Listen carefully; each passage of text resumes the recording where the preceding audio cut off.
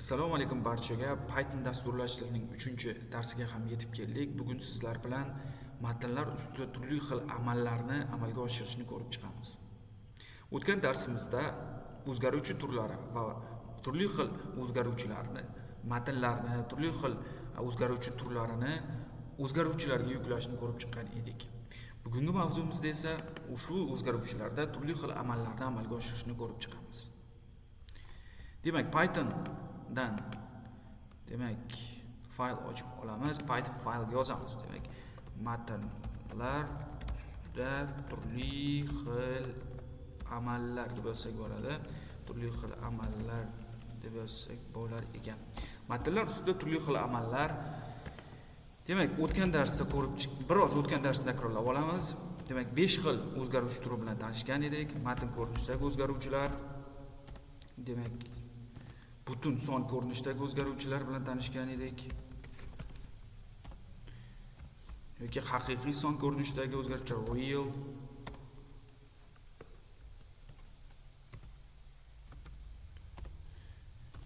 Va demak, uchalasi bilan tanishgan edik. O'zi aslida 5 xil o'zgaruvchi turimiz mavjud, lekin biz uchalasi bilan tanishgan edik. Endi esa uchalasi ustida turli xil amallarni amalga oshirishni ko'rib chiqamiz. Bunday qilib qo'yamiz. Keling, string turidagi ma'lumotlar bilan qayta takrorlab olamiz. String turidagi ma'lumotlar bular matnlar, ya'ni qavs ichida, ya'ni qo'sh tirnoq ichida yoziladigan har qanday o'zgaruvchi, demak, har qanday so'z yoki harf bo'lsa ham hattoki u matn deb ataladi Pythonda. Integer butun sonlar, bu minus sonlar, plus sonlar, lekin faqat butun bo'lishi kerak. -5, -100 farqi yo'q, yoki 5, 15. Haqiqiy sonlarga keladigan bo'lsak, ular qoldiqli shaklda bo'ladi. 5.1, 5.7, 5 davra ostida 9 ushbu ko'rinishda bo'lishi bo'ladi. Endi esa biz konsulga hello, demak, hello world degan, salom dunyo degan matnni konsulga chiqarib ko'ramiz. Konsulga chiqaradigan bo'lsak, mana ushbu ko'rinishda chiqyapti. Buni ko'rib chiqqan edik. Endi esa bizda ikkita, demak, hello, salom degan, bunda esa Ahmad degan matnimiz bo'lsin. Demak, hello ni biz aytyapmiz va Pythonga yuklab qo'yyapmiz. PyCharm dasturiga. Bunda esa Ahmad deb biz aytyapmiz va buni, demak, B ga yuklab qo'yyapmiz. B o'zgaruvchiga yuklab qo'yyapmiz. Nima uchun o'zgaruvchi deb ataymiz? Chunki mana bu tarafni o'zgartirsak, bu taraf ham o'zgarib ketadi. Shu sababli buni o'zgaruvchi deb ataymiz. Endi buni qanday qo'shish mumkin? Oddiy print funksiyasi yordamida a yoki a plus b qilib qo'yadigan bo'lsak, mana ushbu ko'rinishda endi qo'shib ko'ramiz. Mana ko'rgan bo'lsangiz, oddiy amal chiqmoqda. Lekin bu yerda bir muammo bor. Nega hello va Ahmad qo'shilib chiqmoqda? Endi siz aytishingiz mumkin, orani ochib qo'ysamchi? Baribir ushbu ko'rinishda chiqadi. O'zgarmaydi bu. Chunki qo'shishni ikkitani qo'shish deb ataydi va ularda bo'shliq qoldirmaydi hech qachon.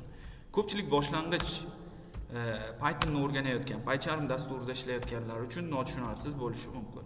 Ikkitasini qo'shadigan bo'lsangiz, bir-biriga biriktirishingiz kerak. Qancha joyini ochsangiz ham bularga farqi yo'q, barib qo'shilib chiqaveradi. Endi buni qanday qilib orasida bo'shliq bilan, demak, chiqarishimiz mumkin? Orasida, demak, bo'shliq qo'yib chiqarishimiz mumkin. Demak, ushbudan kopiya olib olamiz. Qo'yadigan bo'lsak, endi bizda f-string metodi, ya'ni format string degan metod kirib keladi. F-string yoki mana bunday ko'rinishda bo'ladi. Ikkita qavs ko'rinishda bo'ladi. Orasiga esa jingalak qavs ostida biz turli xil o'zgaruvchilarni kiritishimiz mumkin. Mana bu yerga kiritishimiz mumkin. Ko'radigan bo'lsangiz, mana bu yerga kiritishimiz mumkin. Ushbu ko'rinishda kiritishimiz mumkin. Mana ushbu ko'rinishda bo'ladi. Istalgancha o'zgaruvchilar mana jingalak qavs ichiga yoziladi.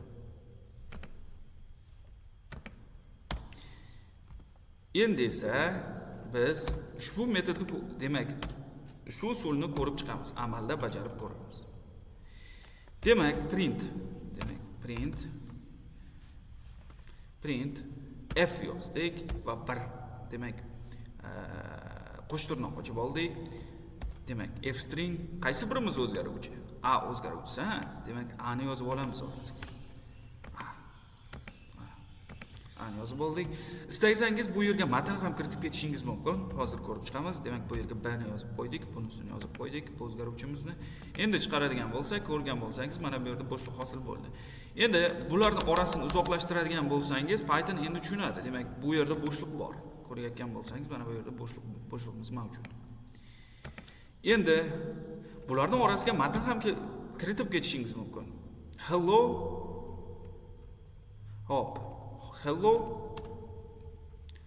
friends yoki friends yozuvini kiritib ketdim. Demak, hello do'stlar, salom do'stlar dedim. Salom do'stlar. Bu yerga bemalol kiritib ketishingiz mumkin matnlarni, hech qanaqa bir qavs kerak emas, qo'shtirnoq kerak emas. Hello friends yoki istaganingizga kiritib ketaverasiz. Ushbu ko'rinishda ko'radigan bo'lsangiz, hello friends Ahmad degan narsa kelib chiqdi. Yozib kelib chiqdi. Endi ko'pchilik beradigan savollardan bittasi, ikkita qo'shtirnoq nima uchun zarur? Ikkita qo'shtirnoq, demak buni ham olamiz. Ikkita qo'shtirnoq. Ikkita qo'sh, demak ikkita qo'shtirnoq nima uchun kerak? Ikkita qo'shtirnoq qo'ymaydigan bo'lsa, ko'radigan bo'lsangiz, mana oqda yozilganlar bular o'zgaruvchilar sanaladi. Bu taraf esa matn sifatida olinyapti. Mana ta. Integer butun sonlarni mana bu ko'rinishda rangda oladi. Oq rangdagilar o'zgaruvchilar, mana bu rangdagilar esa matn ko'rinishidagi ma'lumotlar sanaladi. 3 xil turdagi ma'lumot bilan ishlanyapti deb o'ylayapti bu yerda. Demak, qo'yamiz. Yana bu ko'rib chiqamiz. Yana f string yozib olamiz. Endi salom deb yozdim. Demak, uzr so'radim. Mana bu yerga yozib olaman.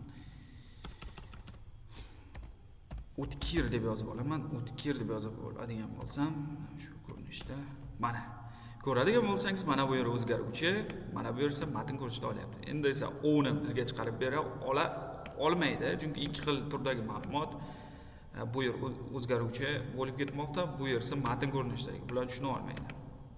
Ya'ni buni alohida qilib qo'ysangiz bo'ladi. Mana bunday ko'rinishda qilib qo'ysangiz bo'ladi, men ko'rayotgan bo'lsangiz. Lekin bu umuman noto'g'ri format hisoblanadi. Shu sababli demak bunday qilmaymiz, bunday ishlarni amalga oshirmaymiz. Biz slashdan foydalanamiz. Ya'ni ajratib qo'yishimiz kerak. Mana bu ko'rinishda olishingiz mumkin, ko'radigan bo'lsangiz mana. Yoki oddiyroq usuli, sizga oson bo'ladigan usuli, o yozib ketayotgan paytingizda ikkita qo'shtirnoq orasida yozib ketishingiz mumkin. Mana bu ko'rinishda. Bu ko'rinishda muammo bo'lmaydi. Qisqacha qilib aytadigan bo'lsak, bir qo'shtirnoq o'rniga istalgan holatda ikkita qo'shtirnoq yozadigan bo'lsangiz, muammolaringiz kamayib ketadi. O'zi aslida muammo emas, lekin boshlang'ichlar uchun muammo bo'lishi mumkin. Demak, endi kiritadigan bo'lsak, mana bu yerga yana o'sha narsani kiritamiz. A ni kiritdik. Yana istagancha oraliq qoldirishimiz mumkin. Mana bu yerga endi B ni kiritamiz. Hello o'tkir degan yozuvni chiqaramiz. Ko'radigan bo'lsangiz, salom o'tkir. Yoki mana bu yerda o'ni endi keling buni o'chirib ko'ramiz. Hello o'tkir. Baribir chiqaraveradi. Demak, bunday qilmaymiz. Bittalik qilib ko'ramiz. Ko'rinishda. Demak, ko'radigan bo'lsangiz, mana xato, syntax error. Demak, mana bu yerda xatolikni ko'rib chiqyapman. Mana line 25. Ya'ni 25-qatorda muammo bor. Mana ko'radigan bo'lsangiz, mana bu yerda muammolargacha ko'rsatib turadi. Shu sababli ikkita qo'shtirnoqqa yozishni tavsiya etaman. Boshlang'ichlar uchun asta-sekinlik bilan to'liq tushuntirib beraman sizga. Qanday qilib bularni ishlatish mumkin. Lekin biroz darsimiz chuqurlashib, ko'p bo'lib ketmasligi uchun keling u mavzuga keyinroq to'xtalamiz. Mana bunday qilib qo'yamiz. Demak,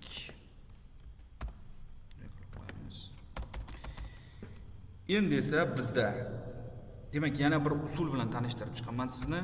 Demak, bu yerda mana bu ko'rinishda Endi esa print chiqarishim mumkin. A, B. Bu o'zgaruvchilarni mana bunday usulda yozishim ham mumkin. O'zgaruvchilarni qavsga olish shart emas, faqat matn ko'rinishidagi ma'lumotlarni qo'shtirnoq orasiga olishimiz kerak. Bu o'zgaruvchi, ya'ni matnda emas. Shuning uchun men uni qo'shtirnoqqa olmayapman. Ya'ni ushbu ko'rinishda yozyapman-da, mana bunday qilib qo'yyapman. Ya'ni bo'shliq bor bu yerda deb qo'yyapman.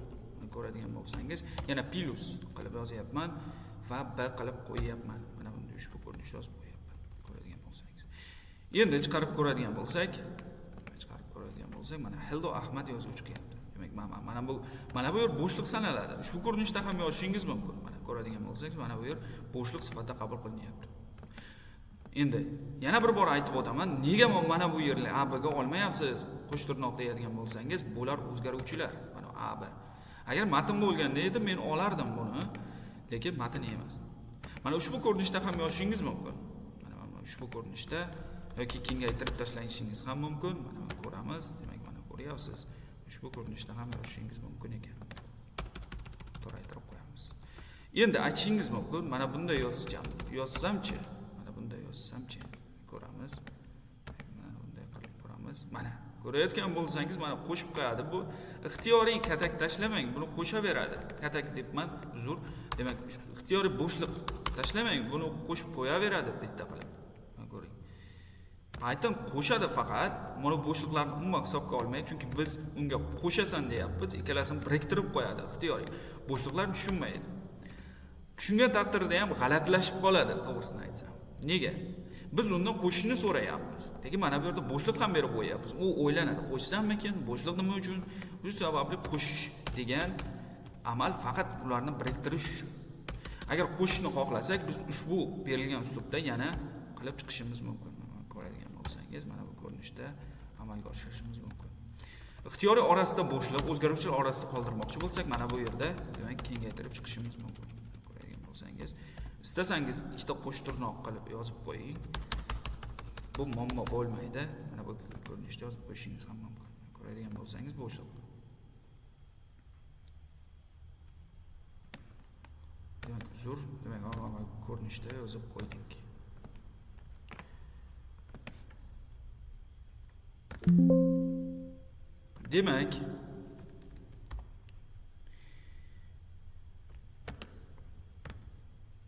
Demak, qo'shimcha yana nimalar bor edi? Demak, if stringlarni o'rgatdim. Barcha ma'lumotlarni qo'shish haqida gaplashib o'tdik. Shu bilan darsimiz yakunlandi. Har haftada 3 marotaba Python asoslari darsimiz bo'lib o'tadi. Bizda uzoqlashmang, kuzatib boring.